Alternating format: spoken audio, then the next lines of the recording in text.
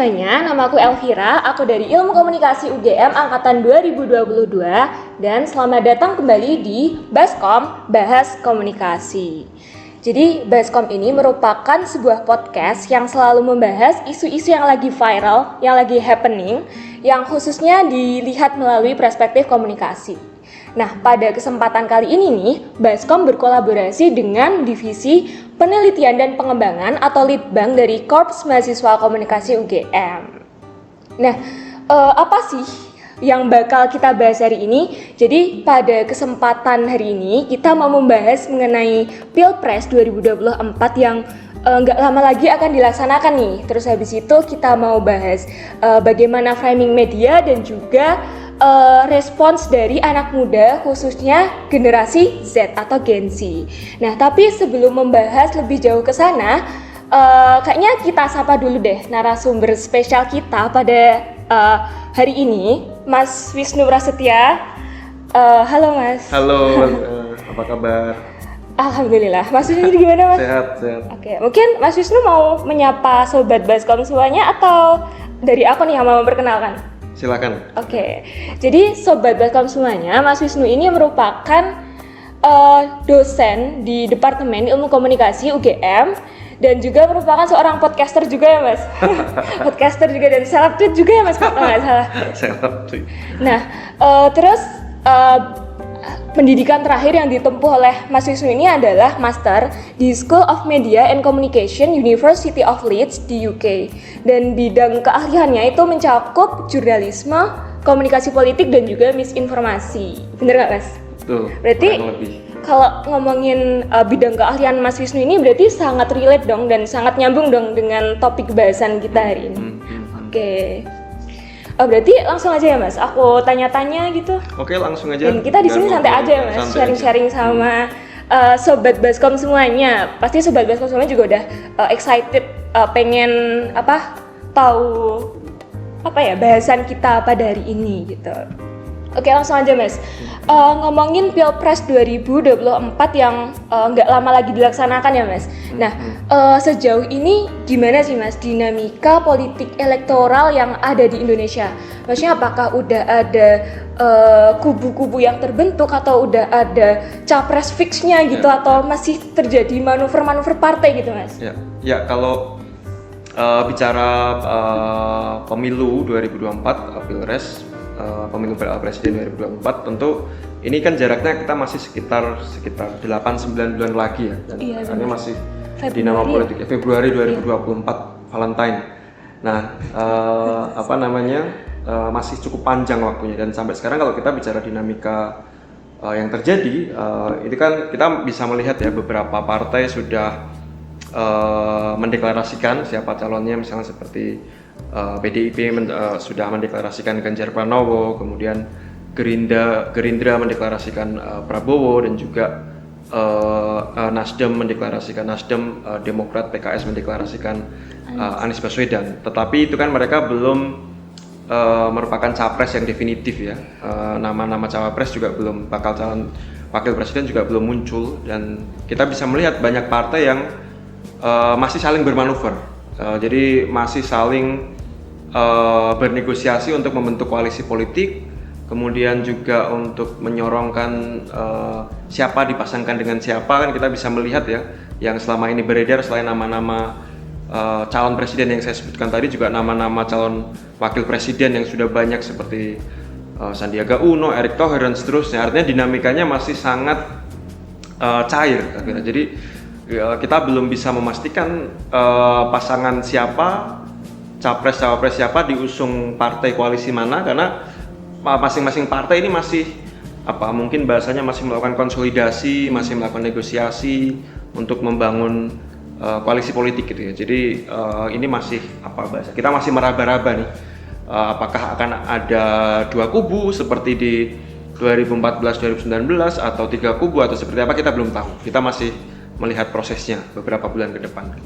Jadi intinya sejauh ini tuh belum ada capres fixnya gitu ya Mas, masih saling berkonsolidasi antara partai politik gitu. Ya capres fix itu kan nanti ketika mereka sudah didaftarkan di KPU dan itu satu pasang dengan calon wakil presiden. Sementara kalau sekarang kan kita belum tahu siapa berpasangan dengan siapa, dan itu masih jadi wacana publik gitu ya. Lembaga-lembaga survei sudah mulai mengukur, menghitung, memasangkan, tapi ya lagi-lagi itu belum definitif, belum resmi. Sifatnya siapa berpasangan dengan siapa itu masih spekulasi kira-kira. Ya. Dan bicara mengenai dinamika politik elektoral ini Mas, kemarin tuh kalau dari yang saya tahu ya Mas, kemarin ada fenomena yang menurut saya cukup unik Mas, di mana semenjak pendeklarasian Ganjar sebagai capres, itu tuh ibaratnya kayak game changer gitu, di mana langsung ada beberapa partai politik yang merapat ke PDIP gitu. Terus ada juga sosok-sosok yang kemudian melakukan konsolidasi dengan partai-partai gitu Mas. Nah itu dari Mas Wisnu gimana Mas memandang fenomena itu? Ya kalau terkait dengan deklarasi Ganjar misalnya yang oleh PDIP, tentu kita bisa menyebutnya game changer karena salah satunya tentu capres dari PDIP sebagai partai terbesar di pemilu 2019 dengan kursi di parlemen paling banyak yang dia bisa mencalonkan tanpa harus berkoalisi, tentu pasti ditunggu-tunggu. Sementara kenapa ditunggu-tunggu? Karena itu akan menentukan partai-partai yang lain apakah merapat atau membangun koalisi sendiri kayak gitu. Itu yang bisa kita lihat. Artinya, tapi lagi-lagi kita belum bisa bilang game changer yang dimaksud itu akan mengubah seperti apa dinamika politiknya, karena nanti itu akan masih ditentukan siapa berpasangan dengan siapa, kemudian partai politik mana akan berkoalisi dengan siapa gitu. Karena lagi-lagi seperti yang saya bilang tadi, semua masih cair, semua kemungkinan masih bisa terjadi. Jadi masih ada kemungkinan lawan jadi kawan, kawan jadi lawan. Sangat bisa, karena itu kan yang ditunjukkan oleh dinamika politik di Indonesia selama 10 tahun belakangan. Bahkan di 2019 kandidat yang bertarung saat itu pada akhirnya sama-sama duduk di pemerintahan kan. Benar. Kandidat Pak Jokowi dan Pak Ma'ruf Amin menang presiden, wakil presiden, kemudian Pak Prabowo dan Pak Sandiaga Uno juga jadi menteri. Artinya yang sebelumnya jadi kawan dengan demikian keras, tapi kemudian bisa jadi lawan bisa jadi kawan di kekuasaan gitu. Menarik. Tapi ini Mas, bicara mengenai dinamika politik elektoral yang dari tadi kita bicara ini Mas, itu kan pasti tidak bisa terlepas dari media yang memberitakannya. Apalagi di era keterbukaan informasi seperti sekarang ini, di mana semua orang tuh dapat mengakses informasi tersebut tuh dengan sangat mudah. Nah, sejauh ini menurut Mas Wisnu gimana sih Mas cara media itu memframing beritanya gitu? Mengingat media itu kan khususnya ini yang jadi concern itu adalah media arus utama ya Mas. Di mana media arus utama itu biasanya kalau terutama di Indonesia ini tuh dimiliki oleh segelintir pihak saja, oleh para elit dan elektoral. Nah, gimana sih Mas Wisnu memandang hal ini? Terus sejauh ini gimana berita yang diframing oleh media-media arus utama ini? Ya, kalau kita bicara peran media ya, kita melihat bagaimana di Indonesia khususnya pasca 98 itu ada kecenderungan para pemilik media itu turun ke gelanggang politik. Artinya beberapa baik pemilik media yang kemudian mendirikan partai politik, organisasi masyarakat, atau para pemilik media yang duduk di jajaran pemerintahan menjadi menteri. Misalnya di era pemerintahan Pak SBY beberapa nama seperti Dahlan Iskan, kemudian Khairul Tanjung, itu kan pemilik media yang menjadi menteri, atau belakangan juga pemilik media yang menjadi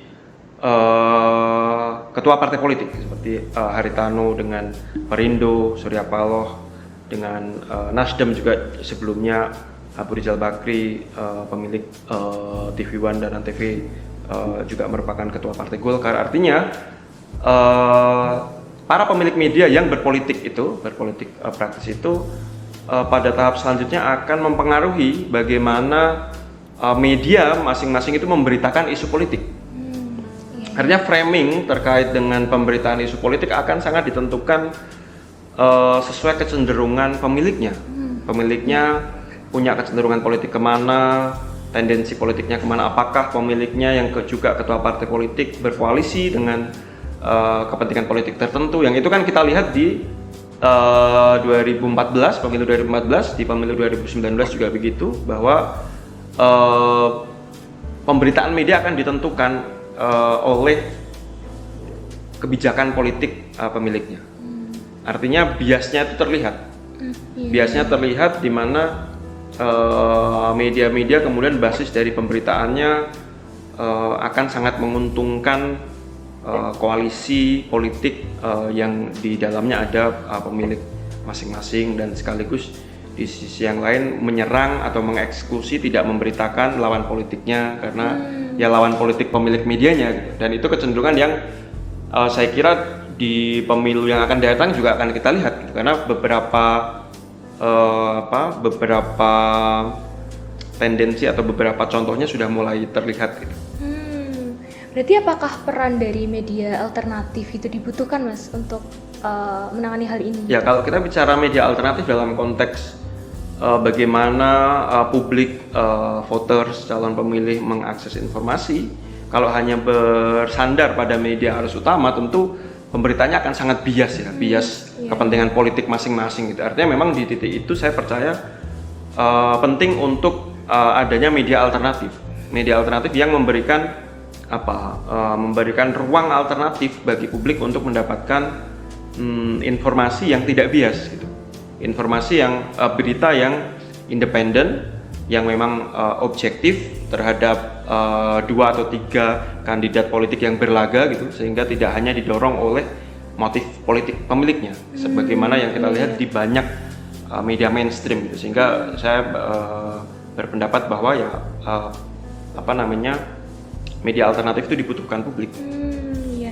Berarti selain melihat dari media arus utama, kita harus juga melihat dari media alternatif gitu, agar bisa melihat dari berbagai sisi gitu ya, Mas. Iya. Terus Mas, balik lagi ke media arus utama tadi. Ini karena dari kita nih sebagai mahasiswa ilmu komunikasi, itu kalau sejauh yang saya pelajari ya Mas, karena saya juga masih semester 2, itu sangat erat kaitannya dengan teori agenda setting gitu Mas. Nah, mungkin dari Mas Wisnu sendiri, gimana sih Mas Wisnu tuh melihat teori ini dan mengkorelasikan teori ini dengan fenomena yang dari tadi kita bahas, terlebih terkait dengan media arus utama tadi. Nah, agenda setting itu kan berkaitan juga dengan tadi yang sempat kita singgung tentang framing media ya.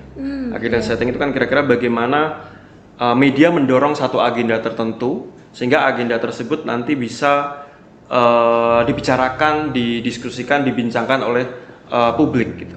Itu yang jadi titik tekan dari agenda setting, bagaimana sebuah media memutuskan untuk mengangkat atau tidak mengangkat sebuah peristiwa, apa yang menjadi latar belakang media memberitakan dengan sudut pandang tertentu. Apakah misalnya faktor-faktor seperti bias kepentingan politik, apakah memang didorong karena media ingin memberitakan kepentingan publik, atau faktor apa? Nah, kalau bicara agenda setting ini terutama di media-media yang partisan gitu ya, partisan artinya pemiliknya itu punya agenda politik tertentu, tentu agenda setting dari newsroomnya, dari ruang redaksinya sedikit banyak, atau saya bisa bilang banyak, itu tentu didorong oleh agenda politik pemiliknya. Artinya agenda politiknya bilang A, kemungkinan besar tentu media akan bilang A. Bandul politik pemiliknya bergeser, medianya juga pasti akan bergeser cara dia memberitakan isu-isu tertentu, terutama isu-isu yang bersinggungan dengan kepentingan politik pemiliknya. Jadi kita tidak bisa berharap media yang bersangkutan bersikap kritis terhadap isu yang mungkin akan merugikan pemiliknya, misalnya. Jangankan bersikap kritis, mungkin tidak akan memberitakan. Gitu. Ya, karena di ruang redaksinya settingnya sudah ditentukan. Gitu. Ada hal-hal yang boleh diberitakan, ada hal-hal yang tidak boleh diberitakan, ada yang boleh diberitakan tapi dengan sudut pandang tertentu kayak gitu. Nah, sudut pandang itu yang ditentukan oleh ruang redaksi. Sudut pandang itu juga ditentukan oleh bagaimana kepentingan politik dari pemiliknya. Kurang lebih seperti itu. Jadi pada akhirnya semuanya tergantung dengan sang pemilik dari media itu. Iya. Tapi Mas, kalau kita mengkorelasikan antara framing atau agenda setting yang dibuat oleh media tadi dengan persepsi Gen Z gitu, nah menurut Mas Wisnu gimana sih Mas? Maksudnya seberapa penting sih Mas framing yang dilakukan oleh media itu atau agenda setting yang dilakukan oleh media itu terhadap persepsi anak muda khususnya Gen Z? Mengingat Gen Z ini kan merupakan pemilih pemula ya Mas, yang pada Februari 2024 nanti tuh mungkin kebanyakan tuh perdana menggunakan hak pilihnya di Pilpres gitu. Nah, gimana sih Mas, seberapa penting sih Mas menurut Mas Wisnu ini framing yang terjadi itu terhadap persepsi Gen Z? Ya, kalau kita bicara framing dan kaitannya dengan Gen Z, tentu saya kira media juga punya kepentingan untuk mendorong agenda politik pemiliknya itu bisa diterima oleh Gen Z gitu ya. Apalagi jumlah pemilih pemula itu sangat luar biasa, sangat banyak ya gitu. Artinya kita bisa melihat bagaimana framing, tentu tidak semua isu ya, tidak semua isu menyasar Gen Z, tapi ada beberapa isu yang mungkin bagi Gen Z itu akan jadi perhatian gitu. Misalnya isu-isu terkait dengan budaya populer, konser musik yang disukai oleh Gen Z misalnya. Nah, framing terkait dengan agenda-agenda seperti itu yang saya melihat nanti mungkin akan banyak dilakukan gitu. Artinya tidak selalu kita bicara isu-isu politik yang serius gitu ya, tetapi juga isu-isu yang melibatkan aktivitas kehidupan kita sehari-hari terkait dengan budaya populer, hobi, kebiasaan. Saya kira media akan coba banyak memotret itu sehingga bisa merayu mungkin ya, merayu Gen Z, karena dalam konteks politik elektoral gitu kan tentu tujuan politisi, aktor politik atau termasuk politisi yang menggunakan media tertentu untuk mendorong agenda politiknya tentu kan ingin agar first time voters ini, pemilih pemula ini mau memilih mereka. Nah, agar mau memilih mereka kan harus dirayu. Dirayu dengan cara apa? Tentu dengan pendekatan-pendekatan yang relevan, yang bisa dipahami oleh Gen Z gitu. Jadi saya melihat framing ini juga penting dipahami oleh Gen Z sehingga bisa bersikap lebih skeptis terkait dengan bagaimana pemberitaan media tertentu, sehingga kita tidak mudah tidak mudah terbius gitu. Ya, wah ini relate banget sama yang mau aku tanya ini Mas, terkait dengan dari tadi kan kita sudah membahas terkait dinamika politik elektoral, terus habis itu framing yang dilakukan oleh media dan juga agenda setting yang dilakukan oleh media.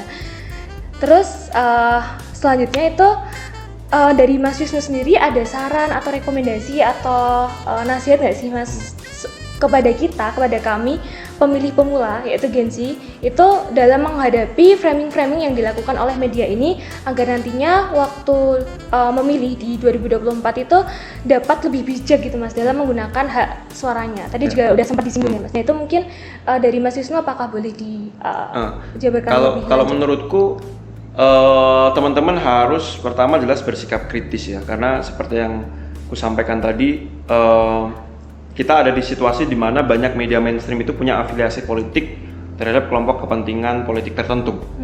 Artinya teman-teman tidak bisa menelan mentah-mentah pemberitaan yang dimunculkan oleh satu media saja. Sikap skeptis itu artinya juga mengkritisi informasi yang diterima, mengkritisi juga sekaligus membandingkan apakah ketika satu berita ini dimunculkan oleh satu media, apakah semua media memberitakan dengan cara yang sama atau media-media yang lain memberitakan dengan sudut pandang yang berbeda. Nah, teman-teman kan tentu harus melihat ini secara lebih utuh. Jangan sampai termakan oleh satu framing yang ternyata framing ini problematis, karena banyak juga framing media yang problematis dan bermasalah gitu. Artinya skeptis itu juga dibutuhkan agar teman-teman bisa lebih objektif dalam melihat sebuah persoalan sehingga tidak mudah tertipu, tidak mudah dirayu, tidak mudah percaya dengan informasi yang sebenarnya mungkin layak untuk kita pertanyakan. Apalagi di era menjelang ini ya, masa kampanye, itu pasti akan banyak politisi, aktor politik termasuk framing di media gitu yang akan mencoba merayu dan mendapatkan suara teman-teman, suara kita gitu. Artinya kebutuhan untuk bersikap skeptis itu kebutuhan untuk kita melindungi suara kita sendiri, sehingga kita juga bisa berpartisipasi aktif gitu ya sebagai pemilih, bersikap skeptis, juga bisa mewanti-wanti agar teman-teman kita yang lain atau saudara-saudara kita, keluarga kita juga tidak mudah tertipu, karena pengalaman 2014-2019 banyak sekali kan korban hoax, iya. korban misinformasi. Iya. Tentu saya berharap di 2024 mereka yang tertipu hoax, misinformasi itu semakin sedikit. Dengan caranya tentu dengan melakukan tadi mengasah rasa skeptis, ketidakpercayaan, juga bersikap kritis, membandingkan satu berita media dengan berita yang lain, sehingga kita tahu sebenarnya apa sih yang terjadi, sehingga kita bisa paham sebuah isu dengan komprehensif, terutama sebelum nanti kita datang ke bilik suara dan memutuskan untuk memilih satu pasangan calon capres cawapres. Iya, menarik banget ya Mas. Berarti pada intinya dari kami dari Gen Z itu harus bersikap kritis dan pada saat yang sama juga kadang tuh skeptis itu juga diperlukan agar bisa melihat suatu hal itu dari berbagai macam perspektif agar nantinya suara kita tuh dapat digunakan dengan baik ketika Pilpres 2024 nanti. Wah, Sobat Baskom semuanya, hanya ini udah cukup panjang ya Mas diskusi kita pada hari ini. Jadi dari tadi Sobat Baskom sudah mengetahui bagaimana dinamika politik elektoral yang ada di Indonesia, di mana sejauh ini antar partai itu tuh masih saling berkonsolidasi dan melakukan manuver satu sama lain. Terus dalam pemberitaannya, manuver-manuver yang terjadi atau aktivitas politik yang terjadi itu tidak terlepas dari media yang memberitakannya, khususnya media arus utama ya Mas, di mana dari kami dari Gen Z sebagai pemilih pemula itu harus kritis juga terhadap framing yang atau agenda setting yang dilakukan oleh media arus utama ini, gitu ya Mas? Ya, betul. Oke, Sobat Baskom semuanya, mungkin cukup sampai di sini dulu podcast kita pada hari ini, dan terima kasih sudah mengikuti sampai akhir. Terima kasih juga kepada Mas Wisnu sudah menyempatkan terima waktunya. Terima kasih sudah mengundang. Ya, dan mungkin segitu dulu. Sampai jumpa di podcast Baskom selanjutnya. Dadah. Sampai jumpa semua.